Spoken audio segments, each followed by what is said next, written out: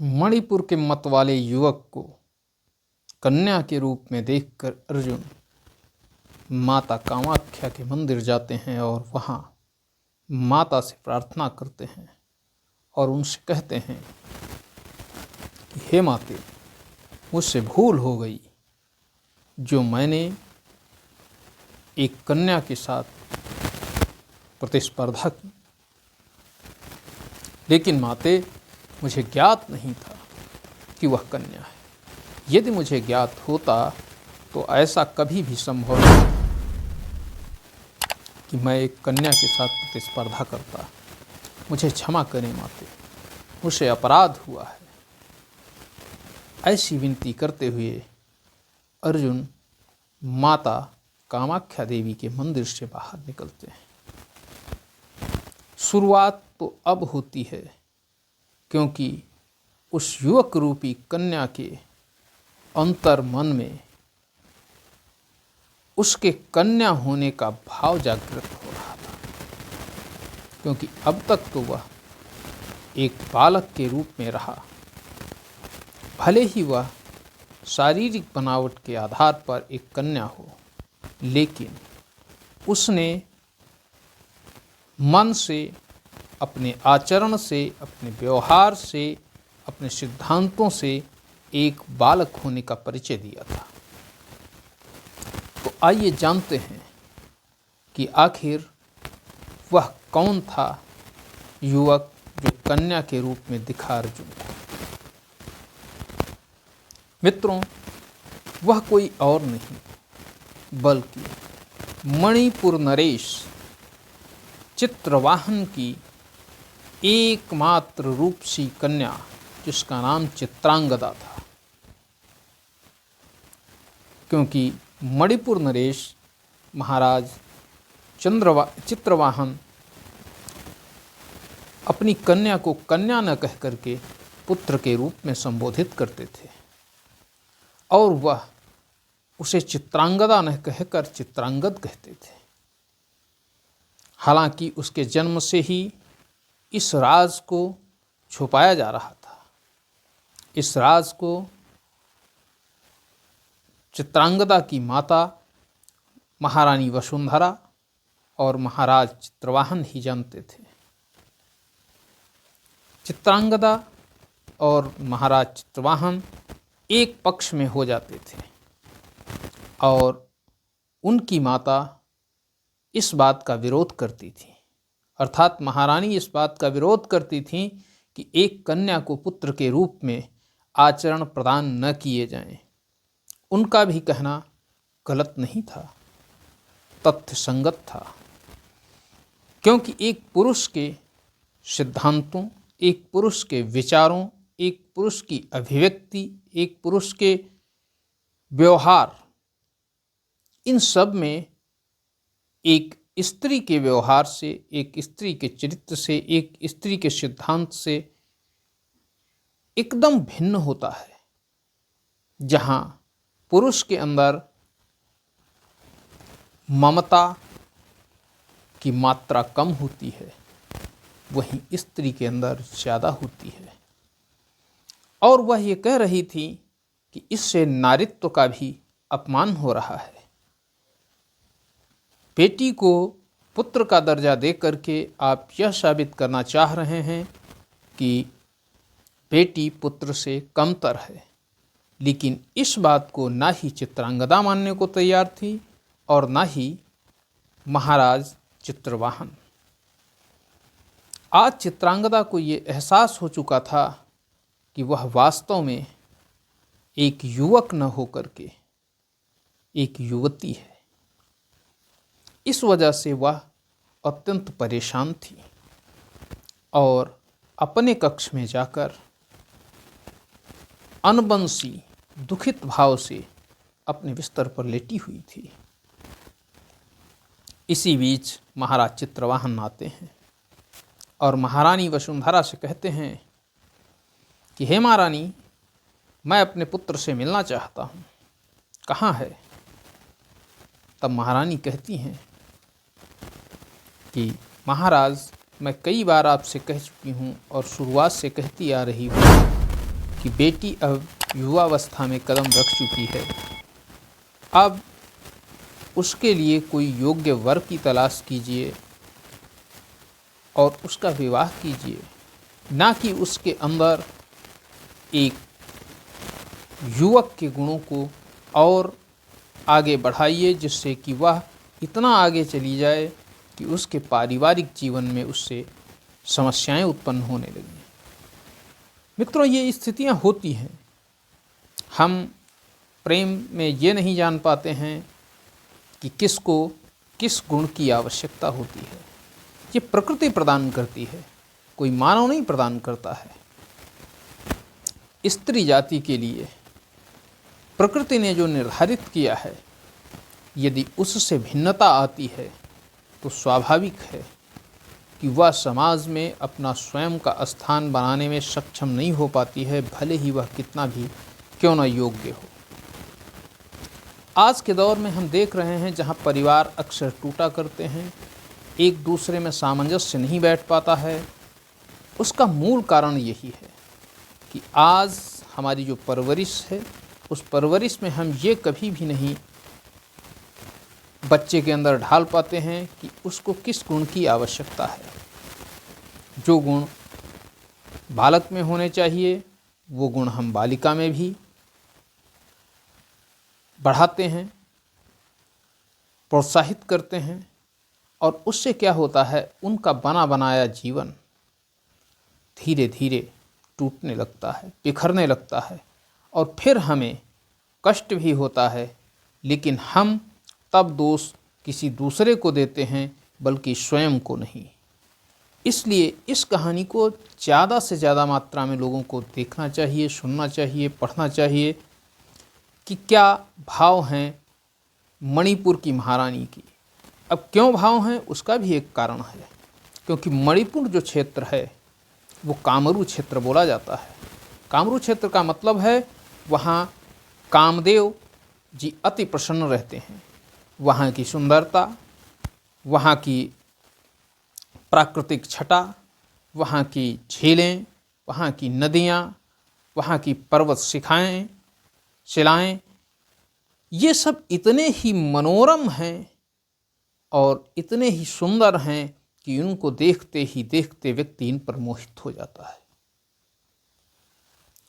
तो ऐसे स्थान से हमें एक सीख मिलती है कि नारी को किस स्थिति में अपने परिवार और अपने बच्चों को पोषित करना चाहिए, उनकी सोच को हमें समझना चाहिए।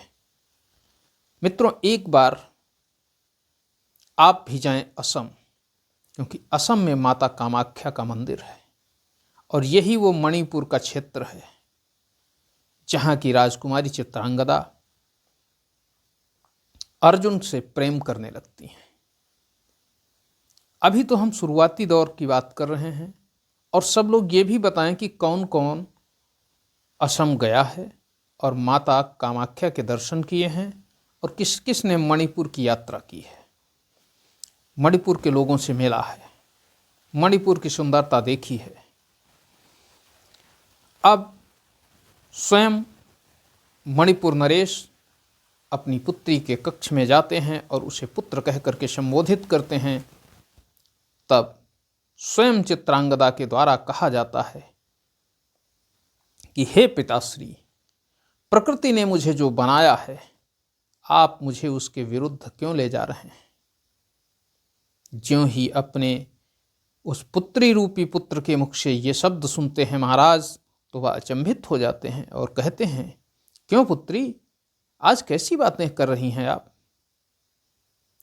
आपकी माता भी इसी तरह की बात कर रही थी, कहीं आप दोनों एक साथ तो नहीं हैं, आप दोनों की मंत्रणा तो नहीं हो गई है। तब चित्रांगदा कहती है, नहीं पिताश्री, मेरी और माता की अभी भेंट नहीं हुई है, लेकिन जो वास्तविकता है उसको झुठलाया नहीं जा सकता है। हमें वास्तविकता को स्वीकार करना ही होगा, आज नहीं तो कल स्वीकार करना होगा।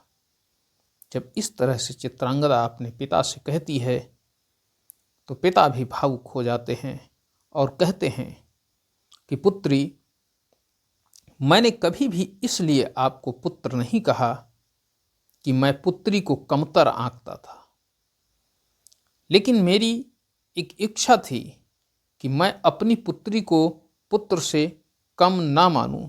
इसीलिए मैं अपनी पुत्री को पुत्र के रूप में देखता था और पुत्र की तरह ही उसे कई दायित्व देता था, और तुम्हारे द्वारा उन समस्त दायित्वों का निर्वहन भी बहुत ही अच्छी तरह से किया गया है।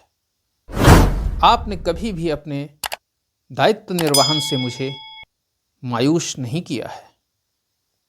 तब चित्रांगदा कहती है कि पिताश्री, जो सत्य कल लोगों के सामने आने वाला है वह सत्य हमें अभी स्वीकार कर लेना चाहिए। दोनों में आपस में वार्ता होती है और उसके बाद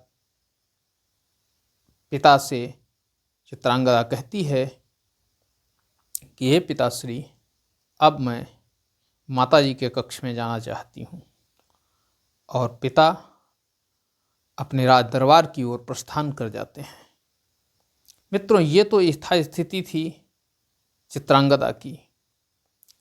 जब महाराज पहुँचते हैं दरबार में, दरबार लगा हुआ है, सारे मंत्रीगण बैठे हुए हैं, सभासदगण बैठे हुए हैं, तभी एक बाहर से दरबान आता है और वह आकर के कहता है कि महाराज की जय हो। हस्तिनापुर नहीं, इंद्रप्रस्थ सम्राट युधिष्ठिर के छोटे भाई कुंती पुत्र अर्जुन महाराज युधिष्ठिर का दूत बन करके आपसे आए हैं और आपसे मिलना चाहते हैं। मित्रों, ज्यों ही पांडुपुत्र का नाम कानों में पड़ता है, महाराज चित्रवाहन के वो तुरंत ही कहते हैं उन्हें ससम्मान शीघ्रातिशीघ्र यहाँ उपस्थित किया जाए। दरबार में अर्जुन उपस्थित होते हैं और प्रणाम करते हैं महाराज चित्रवाहन को। महाराज चित्रवाहन भी उठ करके अर्जुन से गले मिलते हैं और अर्जुन से आने का कारण पूछते हैं। तब अर्जुन बताते हैं कि हे महाराज, मैं कुंती पुत्र अर्जुन अपने बड़े भाई इंद्रप्रस्थ नरेश धर्मराज युधिष्ठिर का संदेश लेकर के आपके पास आया हूँ। मैं अपने साम्राज्य के निर्माण के समय ही अपने पड़ोसी राज्यों से मैत्रीपूर्ण संबंध स्थापित करने के लिए आपके पास आया हूँ। ज्यों ही मैत्रीपूर्ण संबंधों की बात आती है त्यों ही महाराज चित्रवाहन कहते हैं, क्या इंद्रप्रस्थ पर कोई संकट है? अर्जुन कहते हैं, नहीं महाराज, इंद्रप्रस्थ पर कोई भी संकट नहीं है। इंद्रप्रस्थ पूरी तरह से सुरक्षित है। तब महाराज चित्रवाहन कहते हैं, फिर मित्रता की क्या आवश्यकता? क्योंकि मित्रता की आवश्यकता तो उसी समय होती है जब किसी पर कोई घोर संकट होता है और उस संकट से निपटने के लिए लोग मित्रता करने लगते हैं। तब अर्जुन कहते हैं, महाराज, इंद्रप्रस्थ के लिए कोई भी ऐसी दिक्कत नहीं है, कोई भी संकट नहीं है, लेकिन हम अपने सिद्धांतों के अनुसार अपने पड़ोसियों से मैत्रीपूर्ण संबंध रखना चाहते हैं। इसलिए हम इस मैत्रीपूर्ण जो हमारी यात्रा है उस पर हम निकले हैं और मैं नागलोक से होकर आ रहा हूँ। नागलोक ने हमारी मित्रता स्वीकार कर ली है। जो ही नागलोक का नाम आता है अर्जुन की जिह्वा पर, त्यों ही महाराज चित्रवाहन एकदम विस्मित हो जाते हैं और कहते हैं, क्या ये तो आश्चर्य की बात है, नागलोक ने आपकी मित्रता स्वीकार कर ली है, ऐसा कैसे संभव? नागलोक के साथ तो आपके कई युद्ध हुए हैं। इंद्रप्रस्थ और नागलोक में तो बनती ही नहीं थी, फिर कैसे स्वीकार कर ली मित्रता?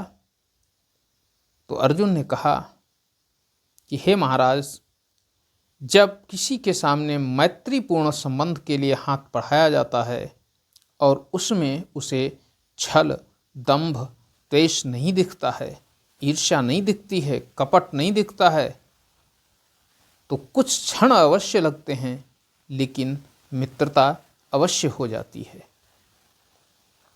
और नागलोक से भी हमारी मित्रता हो गई है। यहाँ तक कि नागलोक मेरा निकटतम संबंधी भी हो गया है, क्योंकि नागलोक के महाराज वासुक की कन्या उलूपी मेरी धर्मपत्नी हो चुकी हैं। जब ये बात सुनते हैं महाराज चित्रवाहन तो वह अत्यंत प्रसन्न हो जाते हैं और अर्जुन को धन्यवाद देते हैं और कहते हैं कि हे अर्जुन, तुम्हारे इस प्रस्ताव से मैं अवश्य सहमत हूँ, लेकिन मुझे अपने मंत्रीगणों से, सभासदों से और अपने राज्य की प्रजा से इसके बारे में बातचीत करनी होगी और उनके निर्णय के बिना मैं कोई भी निर्णय नहीं सुना सकता हूँ। तब अर्जुन कहते हैं कि हे महाराज, मैं आशा करता हूँ कि आपकी प्रजा, आपके मंत्रीगण, आपके सभासद सभी आपकी तरह ही हमारे मैत्रीपूर्ण संदेश को अवश्य सम्मान देंगे और हमारी मित्रता स्वीकार करेंगे। तब महाराज कहते हैं कि उसके लिए मुझे कुछ समय चाहिए और तब तक आप हमारे विशेष अतिथि गृह में ससम्मान निवास करिए। अर्जुन को अतिथि गृह में भेज दिया जाता है और महाराज उस बिंदु पर विचार करने लगते हैं।